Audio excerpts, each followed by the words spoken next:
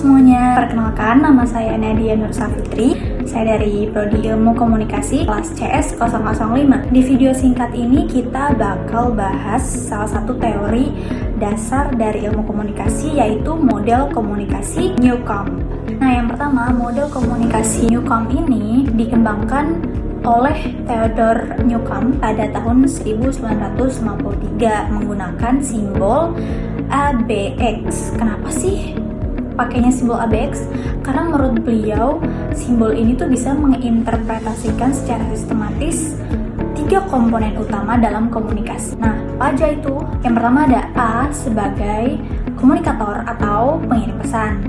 Yang kedua ada B sebagai komunikan atau penerima pesan. Kemudian yang ketiga ada X. X ini adalah topik yang akan dibahas dan juga disepakati dalam sebuah diskusi antara komunikator dan komunikan. Tujuan dari model komunikasi ini apa sih? Nah, tujuan dari model komunikasi ini adalah untuk menjaga keseimbangan atau balance dalam hubungan sosial. Newcomb bilang komunikasi terjadi agar hubungan antar individu tetap harmonis, apalagi kalau ada isu yang butuh disepakati. Nah, sekarang biar lebih kebayang, kita langsung contohin studi kasusnya ya, teman-teman. Misalnya ada 2 mahasiswa yang bernama Asahi dan Yoshi.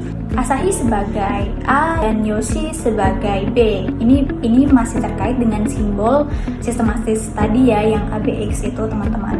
Jadi mereka satu kelompok tugas, satu kelompok tugas dan lagi ngobrolin tentang materi atau topik apa nih yang akan diambil untuk presentasi. Nah, Asahi atau pihak A ini dia mempunyai ide nih untuk mengambil topik presentasinya itu adalah mental health atau penyakit mental gitu, kesehatan mental. Sedangkan Yoshi dari pihak B itu dia memikirkan ide yang lebih ringan, yaitu tren fashion kampus. Keduanya kan berarti mempunyai ide yang berbeda dan ada topik atau isu atau X ya guys, di sini disimbolkan X yang harus disepakati nih supaya topik presentasinya tuh nyambung dan disepakati kedua pihak ini, A dan B. Jadi kalau misalnya mereka tetap kekeh dengan pendapat masing-masing tanpa komunikasi yang baik dan diskusi yang baik, maka pasti hubungan keduanya itu tidak akan seimbang dan bisa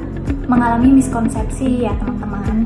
Jadi perlu banget model komunikasi Newcomb ini untuk mencapai tujuan yang sama, yaitu objek atau isu yang akan disepakati supaya komunikasinya tetap efektif dan berjalan dengan baik. Dan karena mereka memutuskan untuk berdiskusi dengan komunikasi yang baik, akhirnya mereka menemukan kesepakatan atau sama-sama sepakat membahas topik presentasinya itu adalah pengaruh mental health atau kesehatan mental terhadap tren fashion di mahasiswa gitu.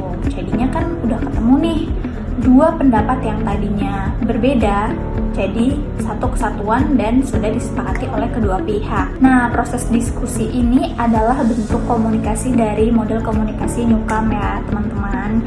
Jadi sudah jelas ada simbol A, B, dan X-nya, di mana A adalah komunikator yaitu Asahi dan B adalah komunikan atau penerima pesan yaitu Yoshi, dan X adalah isu atau topik presentasi yang mereka bahas dan mereka sepakati.